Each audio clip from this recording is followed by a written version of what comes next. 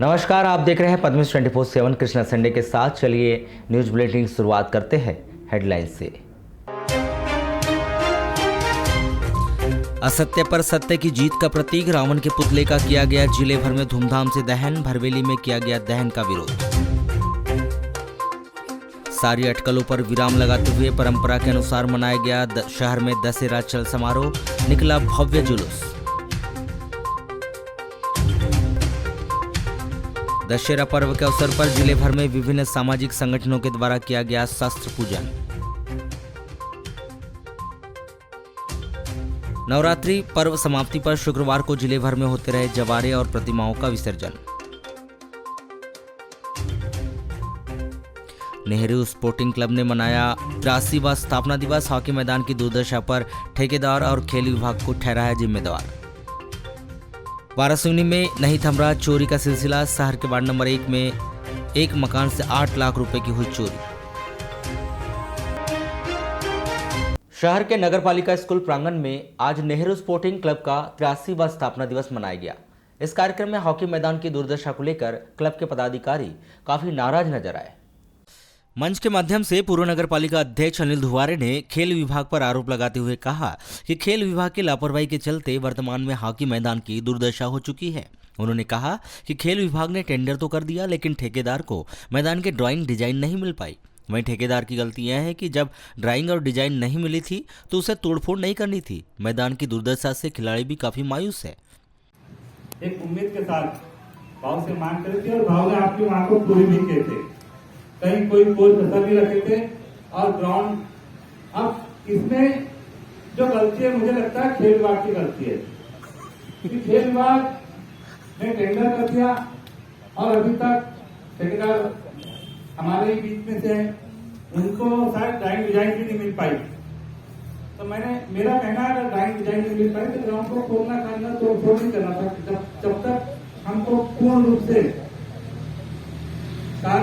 कार्य करने की अनुमति ना मिले, जब तक कार्य न करें।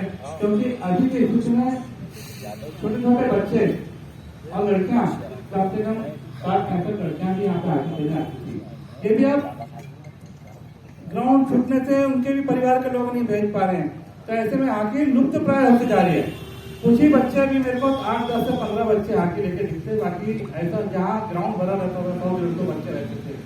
आज सही में भैया जो बोल रहे हैं कि बहुत दुख होता है, पर इसमें हम लोगों की तो गलती नहीं है, ना भाव की गलती है, ना किसी नेता की गलती, ना किसी, लेकिन गलती शासन की है और खेल विभाग के यहाँ पे अधिकारी कर्मचारी हो शायद आएंगे।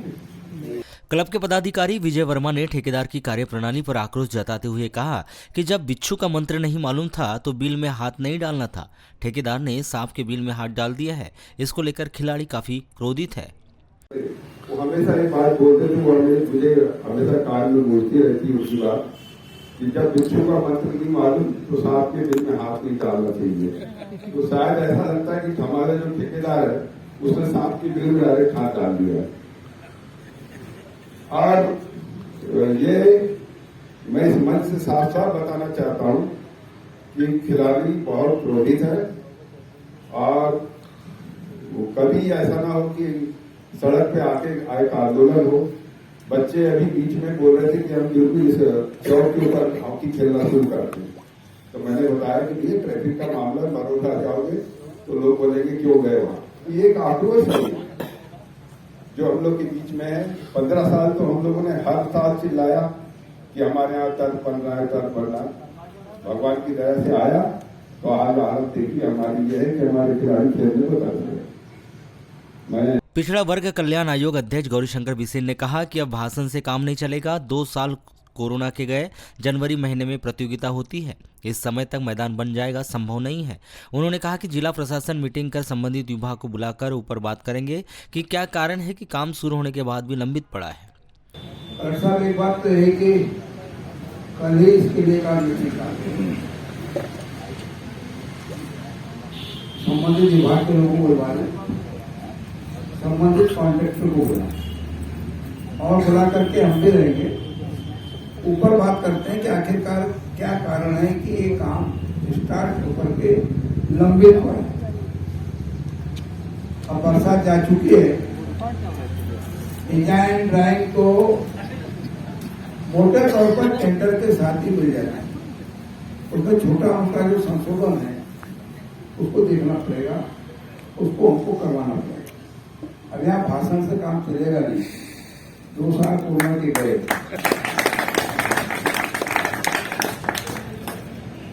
अब ये भी हम जानते हैं कि जनवरी महीने में पर लोगों का ये प्रतियोगिता होती है। आज नवंबर, दिसंबर और जनवरी तक मैदान बन जाए संभव है। इसलिए कोई ना कोई विकल्प हमारे पास में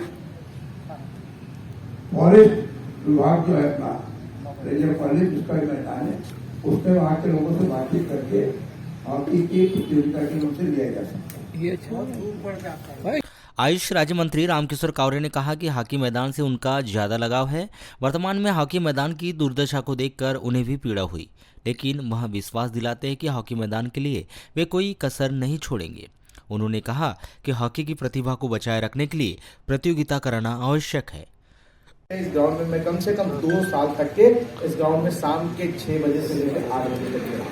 इस ग्राउंड में मुझे नई शक्ति, नई ऊर्जा दी, जिसके कारण मैं यहाँ पर यूनिवर्सिटी वॉक में घूमता था, मैं एक्सरसाइज करता था, अपने शारीरिक उसको मैंने स्वस्थ करने का काम किया, एक ताकत मैंने यहाँ से अर्जित किया। तो इस ग्राउंड के प्रति मेरा ज़्यादा लगाव भी है।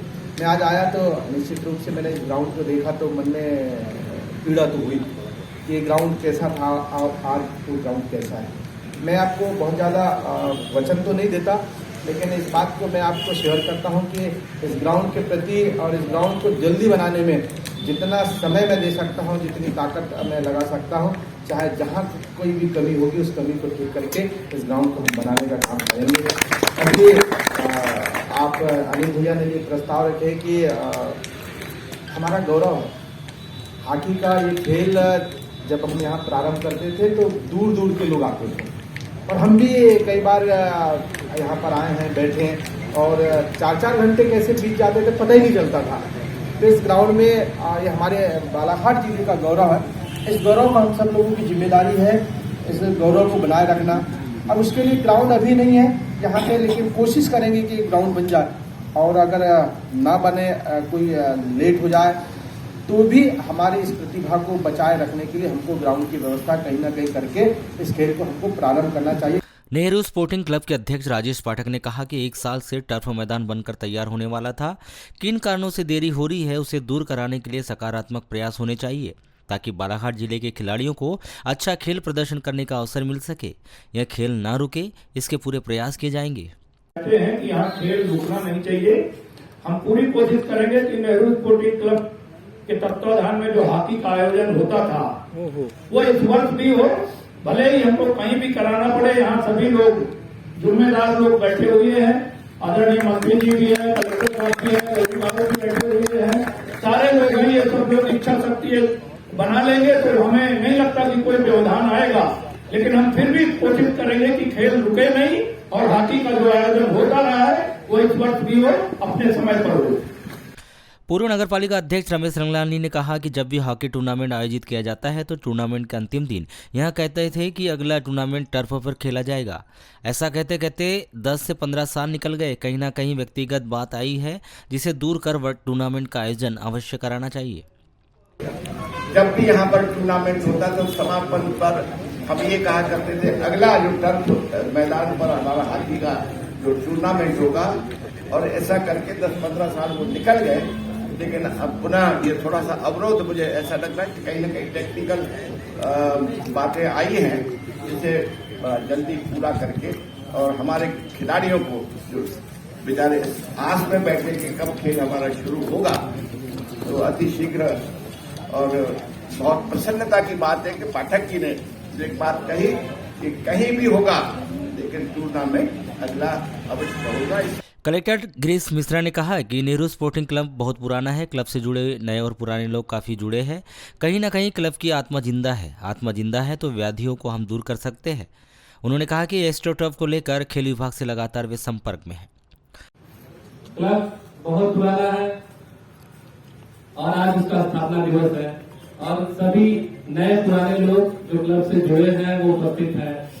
मेरा मानना है कि कहीं न कहीं क्लब की आत्मा जिंदा है, और जब आत्मा जिंदा है तो शरीर में व्याधियां भी हो तो हम उसको दूर करेंगे। मैंने दमों का एस्ट्रोटर्फ देखा है, तबीयत खुश हो जाती है, हम लोग मतलब अनायास भी शाम को घूमने चलेंगे। हाकी से थोड़ा मोड़ा जुड़ाव है, लेकिन वहाँ इतना आनंद आता है शाम को। और मैं वही कल्पना करता हूँ कि यहाँ भी जब एस्ट्रोटर्फ बनेगा तो निश्चित तौर पे जो हमारी 1-2 साल की पीड़ा है खिलाड़ियों की, वो दूर हो जाएगी। जहां तक एस्ट्रोटर्फ का सवाल है, मेरी भी चिंता है। मैं 10-15 दिन से लगातार स्पोर्ट्स अधिकारी से टच में हूँ, वो भोपाल भी गए थे। अलाइनमेंट कुछ चेंज हुआ है, वो अनुमोदित हो गया है। मुझे बताया गया कि 7-10 दिन से काम शुरू हो जाएगा। तो निश्चित तौर पे जो सबकी पीड़ा है उसको हम लोग कोशिश करेंगे कि जो विलम्ब हुआ है उसको तेजी से काम करवाया जाए। और मेरा मानना है कि स्पोर्ट्स में सुविधाएं तो है, लेकिन स्पोर्ट्स की जो आत्मा है वो खिलाड़ियों से होती है, उनके हौसलों से होती है। भाजपा नेत्री मौसम हरिणखेड़े ने कहा कि जिले में खेल प्रतिभाओं की कमी नहीं है और प्रतिभा किसी परिस्थिति की मोहताज भी नहीं होती। उसका उदाहरण हमें बालाघाट में देखने को मिलता है। उन्होंने कहा कि विषम परिस्थितियों के बावजूद भी खेल भावना को रखते हुए खिलाड़ियों की प्रतिभा को निखारने का काम नेहरू स्पोर्टिंग क्लब ने किया है। बालाघाट में अभी मैं बात भी कर रही थी कि बालाघाट में खेल प्रतिभाओं की कमी नहीं है, और जो एक कहावत होती है ना कि प्रतिभाएं किसी परिस्थिति की मोहताज नहीं होती, उसका साक्षात उदाहरण हमें बालाघाट में देखने मिलता है। हर विधा में, क्या बात हॉकी की हो, क्या बात क्रिकेट की हो, मैं बास्केटबॉल खिलाड़ी रही हूं, बास्केटबॉल की बात हो, कराटे की बात हो, हमारे लिए इससे बड़ा गर्व क्या हो सकता है कि हमारी अपनी बहन निधि नन्नेट ने पहले एकलव्य पुरस्कार पाया और अभी विक्रम पुरस्कार पाकर हम सबको गौरवान्वित किया है। विभिन्न विषम परिस्थितियों के बावजूद भी खेल भावना को जागृत रखते हुए खेल और खिलाड़ियों को संभावना और उनकी प्रतिभाओं को निखारने का काम आदरणीय हमारे राजेश पाठक अंकल, हमारे ऋषभ अंकल, किरण भाई त्रिवेदी अंकल, अनिल भैया, आदरणीय रमेश कंगलानी अंकल, सारे लोग इस बात के लिए सतत अग्रसर रहते हैं कि कुछ न कुछ किसी न किसी माध्यम से खिलाड़ी अपने खेल की प्रतिभाओं का प्रदर्शन। लालबरा मुख्यालय में 5 किलोमीटर दूर ग्राम पंचायत नगपुरा में स्थित माई देवी मंदिर में गत 7 अक्टूबर को विधि विधान से पूजन अर्चन कर जवारे बोकर शारदीय नवरात्र पर्व भक्तिभाव के साथ मनाया गया। 14 अक्टूबर को हवन पूजन संपन्न हुआ, जिसमें सैकड़ों भक्तजनों ने हवन कुंड में आहुति डालकर धर्म लाभ अर्जित किया। शारदीय नवरात्र के अंतिम दिन 15 अक्टूबर को माई देवी मंदिर से जस गायन के साथ ही कलश व जवारों की शोभा यात्रा निकली, जो ग्राम का भ्रमण करते हुए ग्राम नगपुरा स्थित तालाब पहुंची, जहां आरती के पश्चात जवारों का विसर्जन किया गया। जिसके बाद सभी भक्तजन मंदिर पहुंचे, जहां भंडारे का आयोजन हुआ और समस्त श्रद्धालुओं ने भंडारा रूपी महाप्रसादी ग्रहण कर धर्म लाभ अर्जित किया। इस अवसर पर ग्राम के समस्त भक्तजन उपस्थित रहे।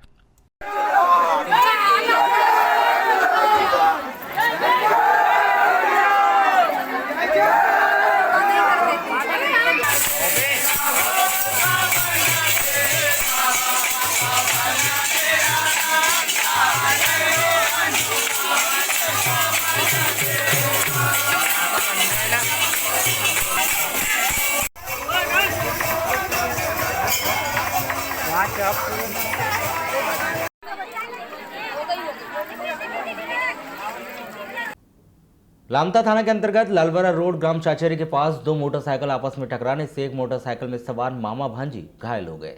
दोनों घायल रानू राणा 21 वर्ष ग्राम सिहोरा थाना लालबरा और उसके मामा खेमलाल बघेले 52 वर्ष ग्राम भोरवाई थाना परसवाड़ा निवासी को जिला अस्पताल बालाघाट में भर्ती किया गया है। प्राप्त जानकारी के अनुसार ज्वाला विसर्जन कार्यक्रम समाप्त होने के बाद 15 अक्टूबर को रानू को उसका मामा खेमलाल बघेले के साथ मोटरसाइकिल में उसके गांव सिहोरा छोड़ने जा रहे थे। 2 बजे करीब लामता से लालबरा की ओर आते समय चाचेरी के पास सामने से आ रहे एक मोटरसाइकिल सवार जो शराब के नशे में था, उसने खेमलाल बघेले की मोटरसाइकिल को ठोस मार दिया। दोनों मोटरसाइकिल आपस में टकराने से रानू और उसका मामा खेमलाल दोनों घायल हो गए। दोनों घायल मामा भांजी को लामता के अस्पताल में भर्ती किया गया, जहां से उन्हें बेहतर उपचार हेतु जिला अस्पताल बालाघाट रेफर किया गया है। वारासुनी नगर में लगातार चोरियों का सिलसिला रुकने का नाम नहीं ले रहा है, जो पुलिस के लिए खासी मुसीबत बना हुआ है। इसी कड़ी में नगर के वार्ड नंबर 1 श्याम नगर निवासी जयवंत पटले के मकान में गुरुवार को रात्रि में अज्ञात चोरों के द्वारा चोरी की घटना को अंजाम दिया गया। चोरों के द्वारा सोने चांदी के जेवरात और नगद सहित 8 लाख रुपए की चोरी की गई। प्राप्त जानकारी के अनुसार जसवंत पटेल का पूरा परिवार नवरात्रा का पर्व मनाने के लिए अपने पैतृक गांव लालपुर गया हुआ था, जहां से रोजाना घर में देखने के लिए एक व्यक्ति आकर शाम को लाइट जलाकर फिर चले जाता था। परंतु महाअष्टमी और नवमी के दिन कोई भी व्यक्ति घर में नहीं आया और अपने गांव में नवरात्रि पर्व की अष्टमी को भगवती पूजा अर्चना कर हवन पूजन कर ज्योति कलशों और जवारों का विसर्जन करने के पश्चात दशहरे के दिन सुबह 10 बजे जसवंत पटेल अपने घर पहुंचे और सामने का दरवाजा खोलने के बाद देखा कि घर के सभी दरवाजे खुले हुए हैं और कमरों का सारा सामान बिखरा पड़ा हुआ है, जिसकी जानकारी उन्होंने तत्काल वारासिवनी थाने में दी, जिस पर थाना प्रभारी ने पुलिस बल के साथ घटनास्थल पर पहुंचे और निरीक्षण कर एसडीओपी वारासिवनी अरविंद श्रीवास्तव को जानकारी देकर बालाघाट से फिंगरप्रिंट एक्सपर्ट और डॉग एक्सपर्ट को बुलाया गया, जिसके द्वारा पूरे घर की जाँच की गई। इस चोरी में श्री पटेल के मकान में रखे मां और पत्नी के सोने चांदी के जेवरात और 4 लाख रुपए नगद चोरी हो गए, जिसमें परिवार के लोगों के द्वारा करीब 8 लाख की चोरी होना बताया गया है।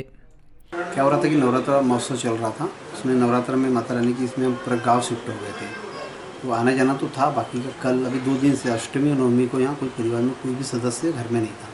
शाम को 7 बजे लाइट चालू करके एक गुड़िया चले गई थी, तो रात में जो घटना घटी, रात में 12 और 3 के बीच में लगभग में संज्ञान में ऐसा आ रहा है कि चोरी हुई है। क्या क्या चोरी है? सुबह जब 10 बजे लॉक खोले और दरवाज़ा खुला हुआ था, उसमें संज्ञान में ये पता चला कि पूरे डोर खुले हुए थे, अंदर के सामान बिखरा हुआ था, जिसमें गोल्ड भी है, हमारे माताजी का सामान था कुछ और कुछ पैसे थे, यानी पूरा मिला के यानी लगभग 7-8 लाख का बजट का प्लानिंग चल रहा है। नगर के अंतर्गत वार्ड नंबर 1 के श्याम नगर में श्री जसवंत पटेल जी के यहाँ नकबजनी की सूचना मिली है। इस सूचना पर फॉरेंसिक टीम के साथ मैं उपस्थित हुआ हूँ, साथ में टीआई वारासिवनी, और हम इसकी जांच कर रहे हैं। नगर में एक चोरी की और अपराध की घटना हुई है, जिसमें भी हमने फॉरेंसिक जांच कराई है और सस्पेक्ट लोगों की तलाश कर रहे हैं। हमें उम्मीद है कि दोनों मामलों में हम सफल होंगे। अभी प्रार्थी द्वारा कैलकुलेशन किया जा रहा है, जैसे वो पूरी जानकारी हमको मिलेगी और उसके अनुसार हम कार्रवाई चालू कर चुके हैं। असत्य पर सत्य का प्रतीक विजयदशमी पर्व जिले भर में धार्मिक आस्था और उल्लास के साथ मनाया गया। शहर में भी इस पर्व की धूम रही और हर वर्ष की तरह इस वर्ष भी महावीर सेवा दल समिति के नेतृत्व में चल समारोह का आयोजन किया गया। वहीं मुख्य आयोजन शासकीय उत्कृष्ट विद्यालय मैदान में किया गया, जहां पर बुराई के प्रतीक रावण, मेघनाथ और कुंभकर्णों के पुतलों का मर्यादा पुरुषोत्तम श्री राम के द्वारा वध कर दहन किया गया। इस कार्यक्रम को लेकर पुलिस प्रशासन और यातायात विभाग के द्वारा सुरक्षा के कड़े इंतजाम किए गए। आपको बताया कि दशहरा पर्व पर नया राम मंदिर से हर वर्ष चल समारोह निकाला जाता है, जिसमें 40 किलो वजनी मुकुट धारण किए हनुमान जी प्रमुख आकर्षण का केंद्र होते हैं।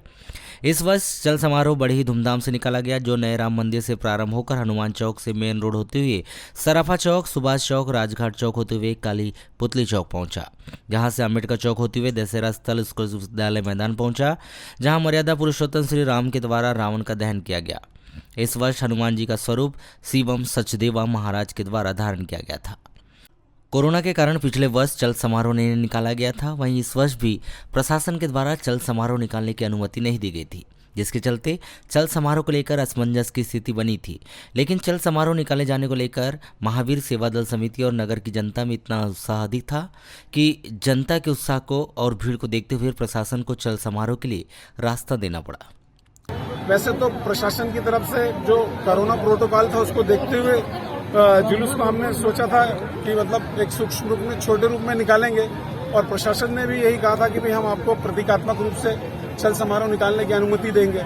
लेकिन पिछले 2 सालों से जुलूस नहीं निकला था और श्रद्धालुओं के बीच में बड़ी उमंग थी। उनकी उमंग को देखते हुए इस चल समारोह को प्रतीकात्मक रूप दिया जाना संभव नहीं था, इसीलिए इसे हमने वृहद रूप में निकाला। प्रशासन ने इस संबंध में हमें पूरी अनुमति दी, प्रशासन का सहयोग हमें भरपूर मिला, जिस कारण हम इस कार्य को संपन्न कर रहे हैं। चल समारोह और हनुमान जी को देखने शहर में भारी जन समुदाय उमड़ पड़ा। चल समारोह में रथ में सवार भगवान श्री राम लक्ष्मण के ऊपर नगर की जनता के द्वारा पुष्प वर्षा जुलूस के दौरान की जाती रही। वहीं जगह जगह श्रद्धालु भक्तों के द्वारा भगवान श्री राम के आगे शीश वंदन भी किया गया। शोभा यात्रा को देखने के लिए लोगों की भीड़ उमड़ पड़ी। शोभा यात्रा में भगवान श्री राम, लक्ष्मण और सीता की झांकी प्रमुख आकर्षण का केंद्र रही। शासन की ओर से जो कोविड गाइडलाइन सभी की पालन करने को कहा गया था, तो समिति से हमने जो बैठक की थी, शांति समिति ने काफ़ी हमारा सहयोग किया और शांतिपूर्ण। हिंदू धार्मिक मान्यताओं के अनुसार वाराणसी में दशहरे का पर्व हिंदू धर्मावलंबी के द्वारा धूमधाम से मनाया गया। इस अवसर पर सभी धार्मिक बंधुओं और गैर धार्मिक बंधुओं ने भी अपनी उपस्थिति दर्ज करवाई और सिविल क्लब मैदान में दशानन के पुतले का दहन किया गया। ऐतिहासिक दशहरा का पर्व नगर में पिछले 22 वर्षों से हर्षोल्लास के साथ मनाया जा रहा है। दशहरा आयोजन समिति के अध्यक्ष प्रदीप जायसवाल की अध्यक्षता में दशहरा आयोजन कार्यक्रम आयोजित किया गया। 15 अक्टूबर 2021 को पूरा नगर भगवा रंग में डूबा नजर आया और क्षेत्र के हजारों की संख्या में लोग भी मौजूद रहे। प्रतिवर्ष के अनुसार इस वर्ष भी बड़े श्री राम मंदिर से दशहरा चल समारोह शुरू हुआ। इस अवसर पर प्रभु श्री राम की विशेष पूजा अर्चना की गई। इस दौरान श्री राम मंदिर में दशहरा आयोजन समिति के अध्यक्ष विधायक प्रदीप जायसवाल के साथ समस्त पदाधिकारियों और गणमान्य नागरिकों ने अपनी उपस्थिति दर्ज करवाई। जुलूस ऐतिहासिक रहा, जिसमें बैंड, धुमाल पार्टी व डीजे की धुन पर भक्तगण जमकर नृत्य किया। इस चल समारोह में स्थानीय स्तर की झांकियों को देखते हुए उपस्थित जन समुदाय ने प्रशंसा की। यह चल समारोह बड़े श्री राम मंदिर से प्रारंभ हुआ, जो गांधी चौक, गोलीबारी चौक, नेहरू चौक, जयस्तंभ चौक होते हुए नगर भ्रमण करते हुए दशहरा मैदान पहुंचा।